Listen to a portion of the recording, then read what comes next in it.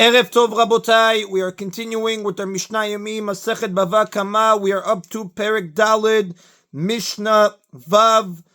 Today's Mishnayot should be Le'ilu Nishmat Neria ben Svetlana Ranbai Veliyahu ben Burchai Israel of Chana bat Miriam Sason ben Ryan Yoshua ben Shifra Menuchatam began Eden Amen and Avdi ben Chaim lechaim v'derefua shelemav Daniel Shalom ben Rosa betoch shar Cholei Israel. The Mishnah states the law that applies to an ox that killed a person unintentionally. Shor shaya mitchakech bekotel v'nafal al adam. If an ox was rubbing itself against the wall and the wall fell on a person and killed him, the ox rubbed against the wall for its own pleasure to scratch itself, but did not intend to kill the person. Nitkaven la'arug et ha'behema v'harag et ha'adam, or if it intended to kill an animal, but instead killed a person who was nearby. In this case, and those that follow, the ox did intend to kill, but it failed to kill its intended target and killed another animal or person instead. Lo'oved kochavim v'harag ben Israel, or if it intended to kill an idolater, but instead killed a Jew. Linfalim v'harag ben kayama, or if it intended to kill infants that will not live, which refers to infants who were born prematurely and not expected to survive, but instead killed one that will live. Patur, in all these cases, the ox is not liable to be put to death because it did not intend to kill the actual victim. In the Mishnah's first case, where the ox rubbed against the wall and it collapsed on a person, the ox is not put to death because it did not intend to kill anyone. In the next three cases, although the ox intended to kill and in fact killed, since it would not have been condemned to death for killing its intended victim, it is not put to death for accidentally killing its actual victim. In all of the cases, if the animal is a muad, although it is not put to death, the owner must pay the kofer to the victim's heirs.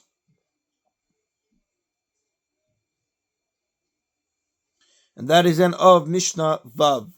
Mishnah Zayin lists various cases in which an animal is put to death for killing a person. Shora Isha, an ox of a woman. Shora Tomim, an ox of minor orphans. Shor ha'apotropos, an ox of minor orphans that is in the charge of a guardian. Shor ha'midbar, an ox of the wild, meaning an ox that does not belong to anyone. Shor ha'hekdesh, an ox of hekdesh, meaning it belongs to the temple treasury or was designated as an offering. Shor ha'ger shemed veno yorshim, and an ox of a convert to Judaism who died and has no heirs and therefore is not owned by anyone. Harelu chayvim mita, all of these are liable to be put to death if they kill a person. Now, the Torah mentions the word ox 7 times in reference to an ox's death penalty in the book of Shemot, chapter 21, verses 28 to 32. The 6 extra times teach that the ox is put to death in each of these 6 cases. Now, we might have assumed that the ox should be spared in these cases, and so the Torah to teach otherwise. A, an ox of a woman. Since the Torah in verse 28 there refers to the ox's owner in the masculine form, Baal Ashor, it could have been thought that only an ox owned by a man is executed.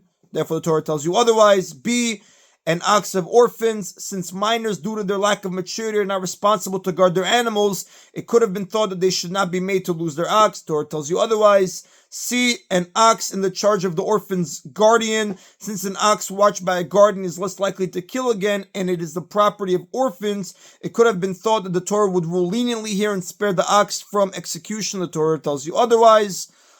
D, an ox of the wild. Since the Torah refers numerous times to the owner of the ox, it could have been thought that only an ox that has an owner is put to death. The Torah tells you otherwise. E, an ox of hekdesh. It could have been thought that a consecrated ox is not executed so that the temple will not suffer a loss. The Torah tells you otherwise. And F, an ox of the convert who dies without heirs. This is another case of an ownerless ox, like an ox of the wild, and therefore you might have thought that the ox is not killed, and the Torah tells you otherwise. And the commentaries deal with the explanation of why the Mishnah includes 2 cases of an ownerless ox. The next Tana disagrees with the inclusion of the last 3 cases. Rabbi Yehuda says, Shora Midbar, an ox of the wild. Shora Ekdesh, an ox of Ekdesh.